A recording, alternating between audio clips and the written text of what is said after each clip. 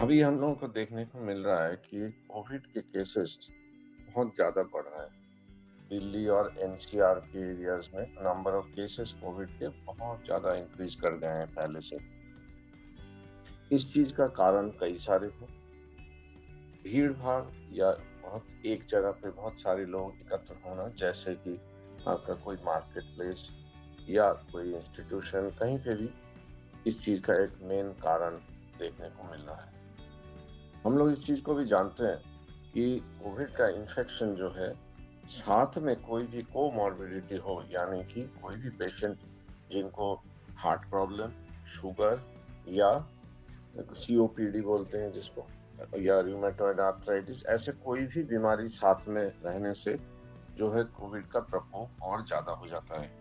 देखा गया है कि पूरे विश्व में 40% जो कैजुअलिटी हुई है, उनमें 40% लोग जो है वो डायबिटिक थे। यानी कि जो डायबिटीज है उसका कंट्रोल होना बहुत आवश्यक है। त्योहारों का सीजन है, तो नेचुरली हम लोग ये देख रहे हैं कि जो शुगर का ओवरऑल कंट्रोल है वो इतना अच्छा नहीं है। हमें शुगर का जो कंट्रोल है वो नियर नॉर्मल रखना होगा, तभी हम लोग जो है इस बीमारी से काफी हद तक मुक्ति पाएंगे। अब सवाल ये है कि जो भी इसके अंदर शुगर की वैल्यू है उसको हम कंट्रोल रखें कैसे। ये त्योहारों का सीजन है, नेचुरली हर इंसान का मन जो है मिठाइयों की तरफ भागता है, तो हमें किसी न किसी तरह शुगर को कंट्रोल रखना होगा। इस चीज का उपाय कई है। सबसे पहले हमें ये ध्यान देना होगा कि हमारा शुगर है कितना, यानी कि रेगुलर मॉनिटरिंग की आवश्यकता है। अगर हम शुगर को रेगुलर मॉनिटर करेंगे और नियर नॉर्मल वैल्यूज पे रखेंगे तो सबसे अच्छा होगा। दूसरा पॉइंट, जो हमारी शारीरिक एक्टिविटी है, इस लॉकडाउन के कारण भी और एक तरह का भय जो हमें हमारे अंदर पैदा हुआ है, इस चीज को देखते हुए ओवरऑल शरीर की एक्टिविटी काफी कम हो गई है। ये भी शरीर में शुगर को बढ़ने का एक कारण है। नेचुरली हमें ये कोशिश करना होगा कि शुगर को जो है हम जितने अच्छे से कंट्रोल रख सकें, उसके लिए जितना एक्टिविटी घर में ही संभव है वो हमें जरूर करना चाहिए, या कोई खुला जगह है वहां जाके एक्सरसाइज करना चाहिए। खाने पीने में परहेज एक बहुत इंपॉर्टेंट फैक्टर है। इसके अंदर हमें देखना होगा कि हाई कार्बोहाइड्रेट वाली कोई भी फूड हम ना लें।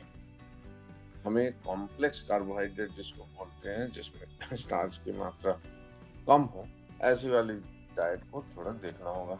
डाइट में प्रोटीन की मात्रा भी ज्यादा या अच्छे क्वांटिटी में होना चाहिए। जो भी हम लोग खाना खाएंगे उसका डेफिनेट टाइमिंग्स होना चाहिए। हम अपनी इच्छा से कभी व्रत रख रहे हैं या कभी बहुत लंबा गैप दे दे रहे हैं, उसके बाद सडनली हम बहुत सारी चीजें एक साथ खा ले रहे हैं, ये भी करना उचित नहीं है। तो हमें डेफिनेटली एक टाइम मेंटेन करना होगा।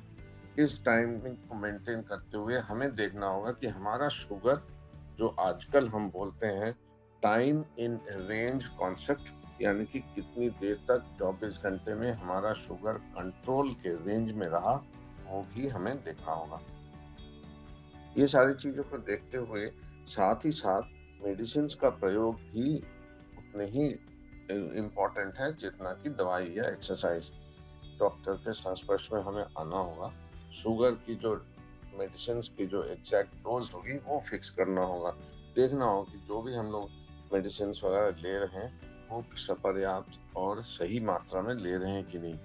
तो शुगर की जो मॉनिटरिंग है, शुगर की मॉनिटरिंग आवश्यक है। शुगर को मॉनिटर करेंगे हम लोग और साथ ही साथ देखेंगे कि शुगर की जो मेडिसिन का डोज है वो एडिक्वेट रहे। यानी कि चारों तरफ से हमें प्रयास करनी होगी शुगर की मात्रा को कंट्रोल करने के लिए। कंट्रोल ऑफ डायबिटीज जो है बहुत इंपॉर्टेंट है बाकी और तरह के इन्फेक्शन कैच करने में। अगर कंट्रोल प्रॉपर नहीं रहा तो उसी तरह का इन्फेक्शन, चाहे वो कोविड हो या किसी और तरह का इन्फेक्शन हो, वो भी कैच कर जाता है। इस चीज को रोकने के लिए हमें शुगर का कंट्रोल जितने अच्छे से रखेंगे, जितना हमारा शरीर फिट रहेगा, उतने ही कम इन्फेक्शन के चांसेस होंगे।